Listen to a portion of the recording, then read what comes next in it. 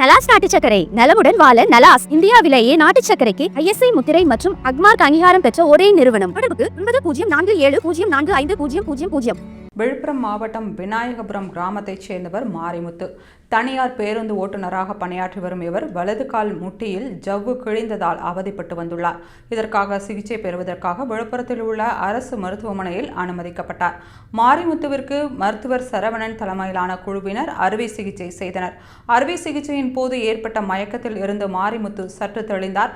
அப்போது தனது வலது காலில் அறுவை சிகிச்சை செய்வதற்கு பதிலாக இடது காலில் செய்யப்பட்டிருப்பதை கண்டு அதிர்ச்சி அடைந்தார். இதுகுறித்து மருத்துவரிடம் மாரிமுத்து கேள்வி எழுப்பிய போது தவறுதலாக இடது காலில் சிகிச்சை மேற்கொள்ள ஆரம்பித்து விட்டதாகவும் பின்னர் உண்மையை அறிந்து தையல் மட்டும் போட்டுள்ளதாகவும் மருத்துவர் கூறியுள்ளார். இதன் காரணமாக மாரிமுத்துவின் குடும்பத்திற்கும் மருத்துவர்களுக்கும் வாக்குவாதம் ஏற்பட்டது.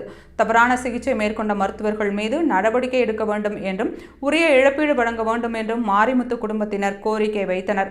இது தொடர்பாக மருத்துவமனை நிர்வாகத்திடம் கேட்டபோது வலது காலில் சிகிச்சை செய்வதற்கு பதிலாக இடது காலில் தசையை கிழித்ததால் அறுவை சிகிச்சை செய்யாமல் தையல் போட்டுவிட்டதாக விளக்கம் கொடுக்கப்பட்டுள்ளது. அரசு மருத்துவமனையின் இத்தகைய விளக்கம் நோயாளிகள் மத்தியில் பதற்றத்தை ஏற்படுத்தியுள்ளது.